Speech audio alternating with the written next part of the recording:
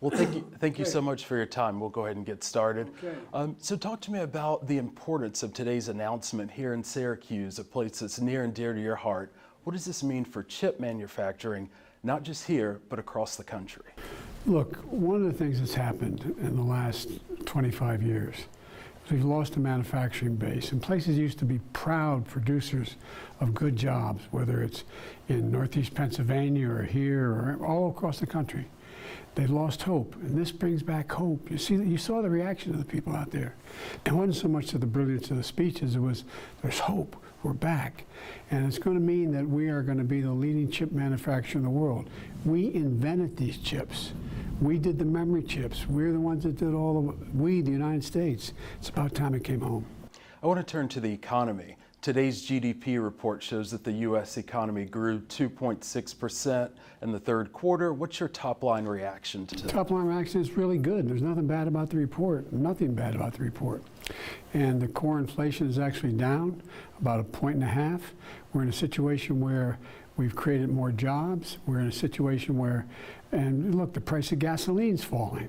The price of gasoline just in the last several months is down to $1.26 or 27, and if the oil companies start to charge what they should be charging based on the cost of a barrel of oil, it'd be down another 40 cents.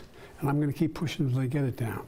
But what do you say to Americans? Because gas prices to many people are still too high, groceries are still expensive. What's your message to Americans? My message is we're getting them down. I told you I'd bring them down, we're bringing it down.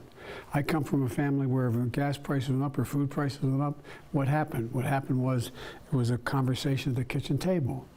And we're doing a whole lot of other things. And by the way, the food prices, the main driver of food prices is not the price of beef and eggs, et cetera, although they're up. It's packaged goods. Packaged goods. You're going to see people not buying Kellogg's Raisin Bran, which you're going to see them buy another Raisin Bran, which would be $1 cheaper. I mean, so what's happening is there is real movement.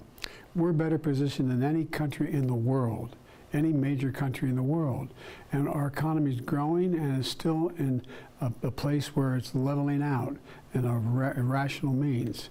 The other thing is that I think you're going to see that people are looking to say, wow, price, not only gas is down, but the price of, I'm not getting charged for overdrafting my checks. I'm not getting charges for, there's all kinds of things we're doing. And one of the big things was we were able to, what we did with the Inflation Reduction Act is we reduced the cost of a lot of things for people, things that they need, prescription drugs. You know, the idea that the most senior citizens are going to have to pay for their drugs per year is $2,000.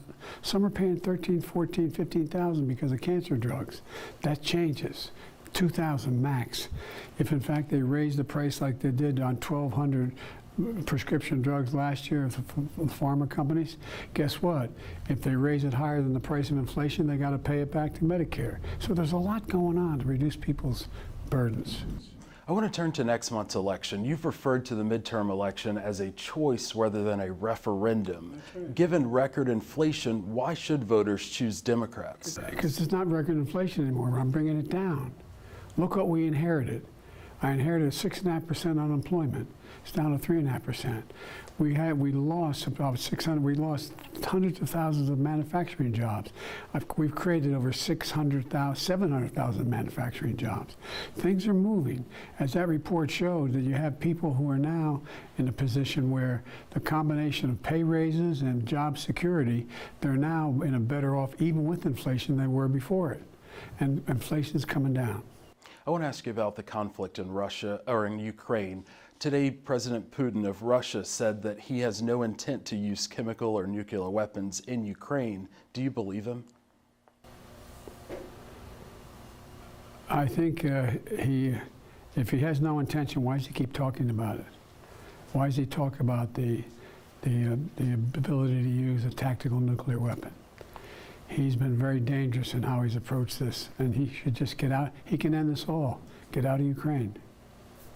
And one on student loans, if I can. A judge has halted that your plan to relieve debt for millions of Americans that are struggling with student loans.